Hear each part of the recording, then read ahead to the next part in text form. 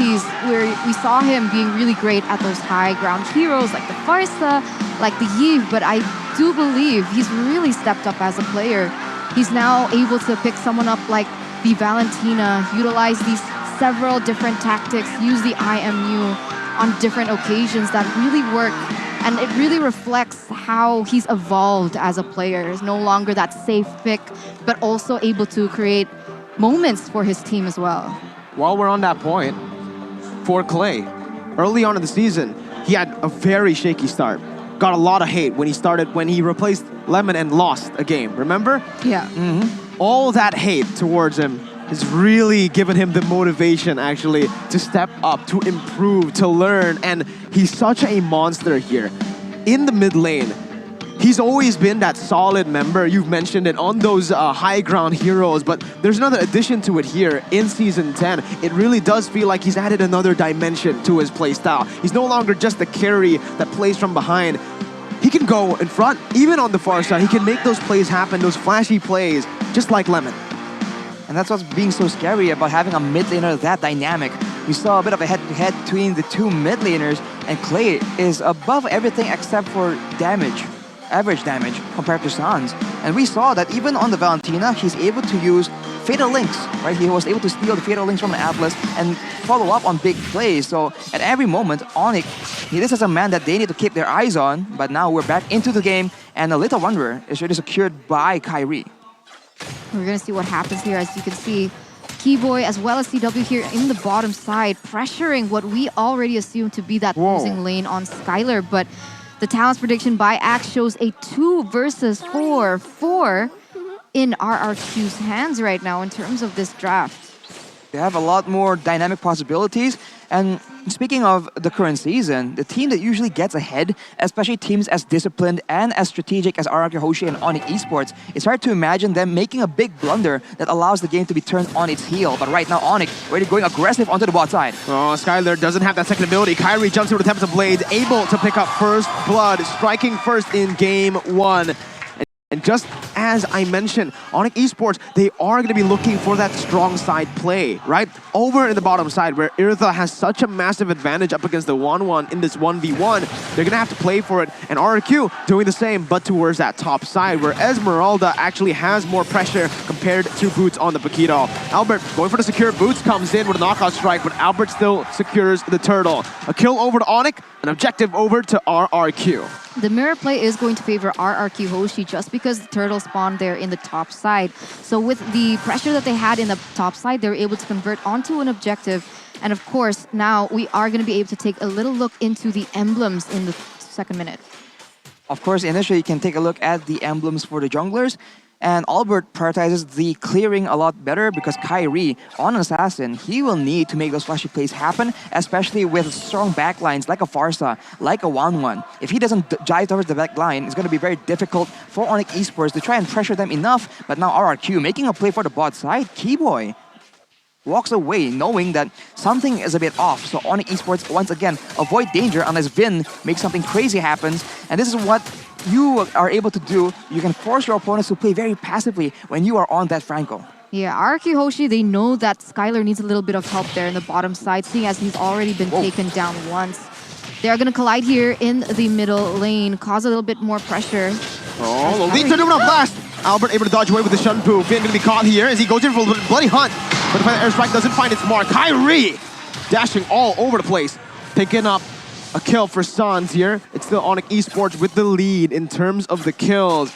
And again, this is what RRQ needs to be careful of. If they play in that towards that bottom side, it's Onic who have the lead. They have an advantage when it comes to crowd control and dynamic pickup potential. But overall, if there's an objective, is everyone's in place to fight around, Onic Esports with the stronger gold laner, with more damage on their assassins, and of course with Keyboy having a lot more AoE CC presence compared to Vin on that Franco, it's going to be a lot more difficult. So Vin needs to look for situations, opportunities where his hero can be a lot more dynamic, a lot more useful than that Lolita. 1,000 gold lead for Onic Esports here in the 4th minute, as both of these teams are going to be collapsing onto the next neutral objective in that turtle. Unfortunately, it misses, but here we go. Oh, massive re-engage here as the Numenon Blast connects onto Vin. Onic Esports played that so well, knowing that RRQ needs to wait for that hook. They dive in instantly for Vin, and now it's a 4v5. Onic on to that turtle. Albert looking for that steal. Feather airstrike popped in by Clay. Right now onto Kyrie. Albert looking for that steal once again, jumping in, but Kyrie is the one who finds it. Comes the blades popped in as well. R7 still able to kite away. The Dragon bringing Keyboy back for Skylar to pick up the kill. Crossbow Tang over the boots, but the damage is not enough right now in the early stage. It's just a trade right now. A kill over for another kill for Onic Esports and a turtle. The Noonan Blast is just such a dynamic ultimate that Onic Esports in a 5v5 situation, when the setup is right, they are going to be able to create way more space for their members to go on. And that's completely different with RRQ Hoshi, right? Their only source of engage for the moment is either Vin or Albert, and both of these heroes have a point and click stun on one. So it's not an AoE CC, so it's not as dynamic as Onic. So RRQ Hoshi, they need to think about this. Can they utilize their composition, look for more pickoffs on the board? Because otherwise, Onic Esports, they're just going to snowball from all the engage that they have. Right, the Onic Esports is pushing RRQ away, and RRQ, they're struggling to find that grab. But you guys can actually grab it very easily with the app. Use that promo code and get up to 90% discount, because this game is going to be a long, drawn-out game for sure. None of these teams are inexperienced at slowing down the game and looking for a comeback. It's a best of 7 too, so a very long game. Please go and wash your hair, ladies and gentlemen, if you haven't already, with Head and Shoulders, because hey, no one wants to see that dandruff. No one wants to smell bad, right? And especially the players here who are going to be playing on stage. They definitely smell good with that Head and Shoulders. But RRQ right now, not looking as fresh as Onic Esports. Sans with a bloody hunt here is able to lock Albert down, but Albert comes back in. The damage comes in, and look at the now blast on for 3. Onic Esports collapse into RRQ as the Tempest of Blades will be popped into the back line. Kyrie is dashing, being the distraction. Sans dealing the damage. Feather airstrike by Clay defensively, but he's going to be sandwiched in by Booth as he comes in. It's Kyrie with a triple kill, presented to you by Samsung Galaxy A Series 5G. R7 forced to back up. It's Onic Esports with a 3.6k gold lead. That snowball already for Onic. Wow, 2-for-0 trade, and now Onic Esports instantly go on convert that on the turtle. And this is looking like a one-sided game here, as Albert is even struggling to get his own buff at this stage. Wow, Sans as well with that Purify. He kicked Albert away from the orange buff, giving Boots a little bit more time to go for the steal. Albert still gets it in the end, but that Purify comes in clutch. Here, Arashi, with the 5,000 gold lead that Onic Esports have built. Let's take a look at the items. Windtalker and the Berserker's Fury on Kyrie, so a lot of damage. And if the fight gets drawn out, essentially DPS as well. And what's important to look at here is the fact that Boots already has that Bloodlust Axe as well. So when it comes to the sustain game, he won't be losing out to that Esmeralda. And arguably, in those fights, he is a lot more significant of a threat towards that backline of RRQ Hoshi, because in a funny way, both these teams, both their compositions actually do a lot better when they are the aggressors. When they're on the back foot, like right now, Vin is finding a very difficult time trapping and abusing the card control from that Franco. And the same can be said about Keyboy if the situation was reversed. Albert only has the purple buff, and 60 seconds are left on the clock. We do see Boots once again being a nuisance there in the bottom side, putting a lot of pressure there, as now Onic make a play here in the top side. Unfortunately, Vin is not going to be able to connect that objective onto Keyboy, and they are just going to be completely zoned away at this stage. They do have better high ground, but of course, Onic Esports with Sans, they're going to also be able to have high ground if they steal the Feather Airstrike from Clay. They're going to have to funnel some gold into Skylar, because as it stands, the Irithel is absolutely going to eat this 1-1 up in these team fights. And the thing is, Vin can't really look for those crazy hooks in this game, because guess what? That Lolita is always ready with the shield. RRQ, it doesn't feel like they're able to really make anything happen in the map right now, considering that, again, they're behind. And like Arashi mentioned, this is a team that does super well when they are ahead, or even, they need to be the aggressors. That's the main point. But even if they are the aggressors now, I don't think they're going to be able to win. 6,000 gold deficit for RRQ.